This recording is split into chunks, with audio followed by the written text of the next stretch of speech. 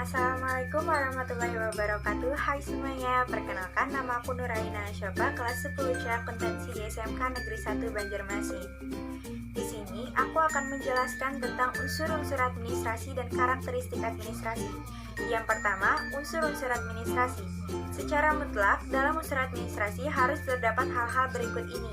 Yang pertama, adanya manusia. Yang kedua, adanya kerjasama. Dan yang ketiga, punya tujuan tertentu. Nah, apabila dalam suatu kegiatan tidak terdapat dari tiga hal tersebut, maka suatu kegiatan tersebut tidak dapat dikatakan sebagai kegiatan administrasi. Lalu ada pula unsur-unsur administrasi menurut para ahli. Beberapa ahli pernah menjelaskan tentang unsur administrasi secara umum, seperti Sondam Pesiagian dan Deliangji. Tapi yang akan dibahas di sini yaitu unsur-unsur administrasi menurut Deliangji.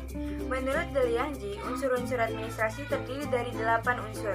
Yang pertama, pengorganisasian, kedua manajemen, ketiga tata hubungan, keempat kepegawaian, kelima keuangan, keenam perbekalan, ketujuh tata usaha, dan yang terakhir perwakilan. Agar lebih memahami unsur-unsur tersebut, maka kita perlu menguraikannya satu persatu. Pertama, organisasi. Pengertian organisasi adalah suatu tempat berkumpulnya sekelompok orang untuk bekerja sama dengan memanfaatkan sumber daya yang ada. Di dalam suatu organisasi terdapat kegiatan yang berhubungan dengan pengaturan, penyusunan, pembagian tugas dari suatu usaha kerjasama dalam upaya untuk mencapai tujuan tertentu. Kedua, manajemen. Pengertian manajemen adalah suatu proses mengatur sesuatu yang dilakukan oleh sekelompok orang atau organisasi untuk mencapai tujuan bersama. Kegiatan dalam manajemen adalah untuk menggerakkan segenap orang serta mengarahkan semua fasilitas untuk mencapai tujuan yang telah ditentukan. Lalu yang ketiga ada tata hubungan. Tata hubungan di sini bisa saja diartikan sebagai komunikasi, yang mana pengertian komunikasi adalah suatu aktivitas penyampaian informasi, baik itu pesan, ide, dan gagasan dari satu pihak ke pihak lainnya. Komunikasi dalam aktivitas administrasi bisa dilakukan secara verbal, melalui bahasa tubuh, maupun secara tertulis. Lalu yang keempat, kepegawaian. Pengertian kepegawaian adalah proses yang berhubungan dengan pengaturan tenaga kerja di dalam organisasi. Proses kepegawaian dalam organisasi dimulai dari penerimaan, pengangkatan, penempatan, pembimbingan, pengarahan, promosi, hingga pemberhentian atau pensiun. Yang kelima, keuangan. Pengertian keuangan dalam administrasi adalah sesuatu yang berkaitan dengan pembiayaan di dalam hubungan kerjasama. Di antaranya, cara mendapatkan biaya, pertanggungjawaban biaya, pengelolaan segi pembayaran, penentuan sumber-sumber biaya, dan lain-lain. Lalu yang keenam, perbekalan.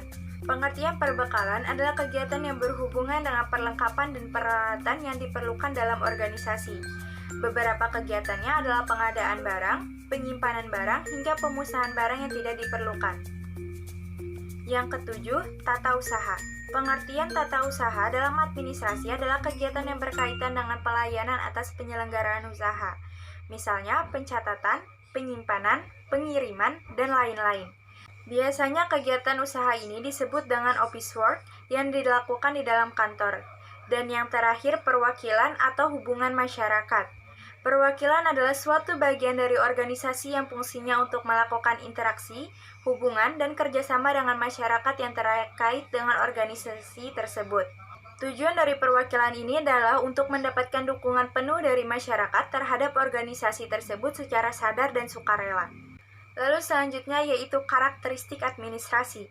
Administrasi perkantoran adalah rangkaian kegiatan berupa merencanakan, mengorganisasi atau mengatur dan menyusun, mengarahkan, mengawasi, melakukan kontrol, serta menyelenggarakan secara tertib berbagai pekerjaan kantor atau pekerjaan ketatausahaan.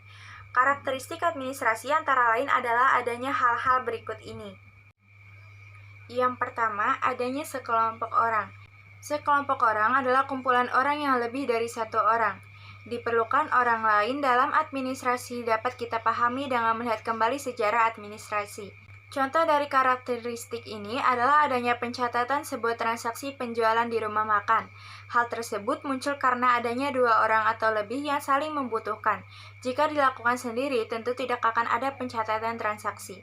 Lalu yang kedua, adanya kerjasama. Kerjasama adalah rangkaian perbuatan yang dilakukan bersama-sama secara teratur oleh lebih dari satu orang. Contohnya, kelompok orang yang bekerja sama dalam bermain sepak bola.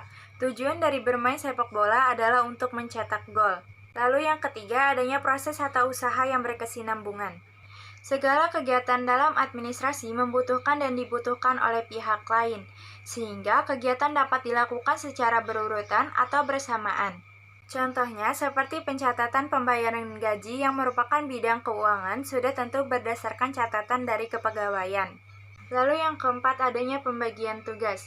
Kegiatan yang dilakukan oleh 2 orang atau lebih dan ada kerjasama untuk mencapai tujuan lebih efektif dan efisien diperlukan dengan cara pembagian tugas. Lalu yang kelima, adanya bimbingan kepemimpinan dan pengawasan.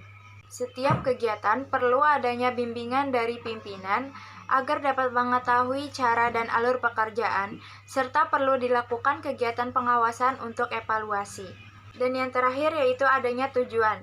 Setiap organisasi atau perusahaan tentu ada tujuan yang hendak dicapai. Tujuan tersebut dapat tercapai apabila ada kerjasama, bimbingan, dan pengawasan dari setiap anggota. Sekian materi yang dapat aku jelaskan. Mohon maaf apabila ada kesalahan. Wassalamualaikum warahmatullahi wabarakatuh.